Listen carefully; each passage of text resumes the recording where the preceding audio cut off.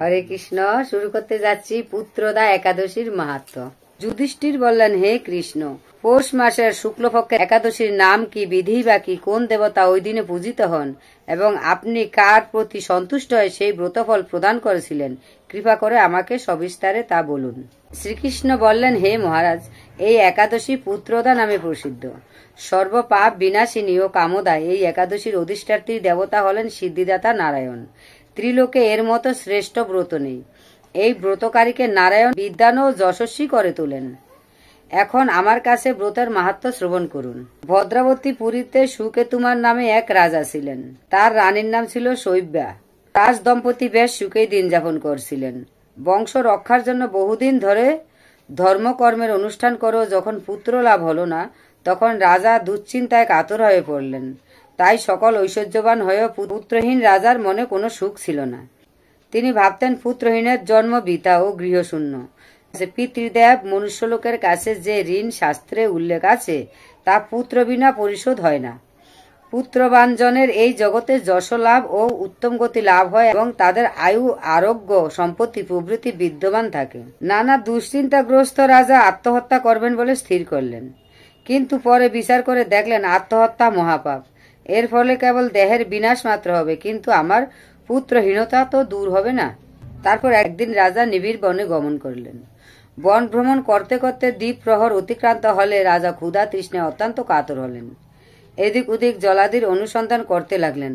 তিনি চক্রবাক, রাজহংস এবং নানা রকম মাছ পরিপূর্ণ একটি মনোরম সরোবর দেখতে পেলেন। সরোবরের কাছে মুনিদের একটি আশ্রম ছিল। তিনি সেখানে উপস্থিত হলেন। সরোবর তীরে মুনিগণ বেদ পাঠ করছিলেন। মণিবৃন্দের শ্রী চরণে তিনি দণ্ডবত প্রণাম করলেন। মুনিগণ রাজাকে বললেন, হে মহারাজ, আমরা আপনার প্রতি প্রসন্ন হয়েছি। আপনার কি প্রার্থনা বলুন। রাজা বললেন, আপনারা কে এবং কি জন্যই বা এখানে সমবেত হয়েছেন? মুনিগণ বললেন, হে মহারাজ, আমরা বিশ্বদেব নামে প্রসিদ্ধ। এই সরোবরে স্নান করতে এসেছি। আজ থেকে 5 দিন পরেই মাঘ মাস আরম্ভ হবে। আজ পুত্রদা একাদশী তিথি। পুত্র দান করে বলেই এই একাদশীর নাম পুত্রদা। তাদের কথা শুনে রাজা বললেন, হে মুনিবৃন্দ, আমি অপুত্রক, তাই পুত্র কামনায় অধীর হয়ে পড়েছি। আর এখন আপনাদের দেখে আমার হৃদয়ে আশার সঞ্চার হয়েছে। এ দুর্ভাগা পুত্রহীনের প্রতি অনুগ্রহ করে একটি পুত্র প্রদান করুন। মুনিগণ বললেন, হে মহারাজ, আজ সেই পুত্রদা একাদশী তিথি, তাই এখনই আপনি এই ব্রত পালন করুন। ভগবান শ্রী কেশবের অনুগ্রহে অবশ্যই আপনার পুত্র লাভ হবে। মুনিবরের কথা শোনার পর যথাবিধানে রাজা কেবল ফলমূলাদি আহার করে সেই ব্রত অনুষ্ঠান করলেন। দ্বাদশী দিনে উপযুক্ত সময়ে শস্যাদি সহযোগে পালন করলেন। মুনিদের প্রণাম নিবেদন করে নিজ গৃহে ফিরে এলেন।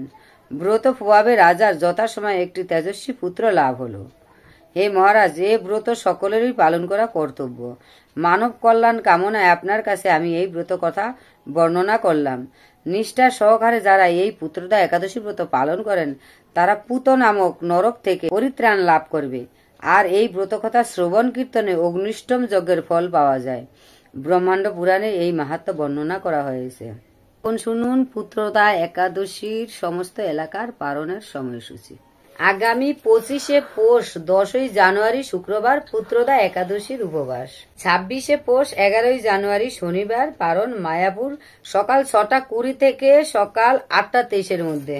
ইম্পল 6টা থেকে 8:23, গুয়াহাটি 6:12 থেকে 8:23 মধ্যে, কলকাতা 6:18 থেকে 8:23, ভুবনেশ্বর 6:24 থেকে 8:23, পাটনা 6:37 থেকে 8:23 পর্যন্ত, কাঠমান্ডু 6:55 থেকে 8:34, চেন্নাই 6:34 থেকে 8:23, নাগপুর 6:53 থেকে 8:23 মধ্যে, বৃন্দাবন 7:11 থেকে 8:23, দিল্লি 7:15 থেকে 8:23, হায়দ্রাবাদ 6:48 থেকে 8:23 মধ্যে, ত্রিবান্দম 6:40 থেকে 8:23, কলম্বো 6:25 থেকে 8:23, ব্যাঙ্গালোর 6:44 থেকে 8:23 মধ্যে, মুম্বাই 7:14 থেকে 8:23, আহমেদাবাদ 7:22 থেকে 8:23, উধমপুর 7:32 থেকে 8:23 মধ্যে। আপনারা সবাই সঠিকভাবে একাদশীর ব্রত পালন করবেন এবং পালন সঠিক নিয়মে যার যার এলাকায়, আপনি যার যার এলাকায় করতে পারেন, অথবা মায়াপুর বৃন্দাবন করতে পারেন, অথবা বাংলাদেশে কোন এলাকায় হচ্ছে, বাংলাদেশ মেইন ইস্কন যেখানে হচ্ছে সেখানেও আপনি সেই টাইম অনুযায়ী আপনি করতে পারেন। হরে কৃষ্ণ, হরি বল।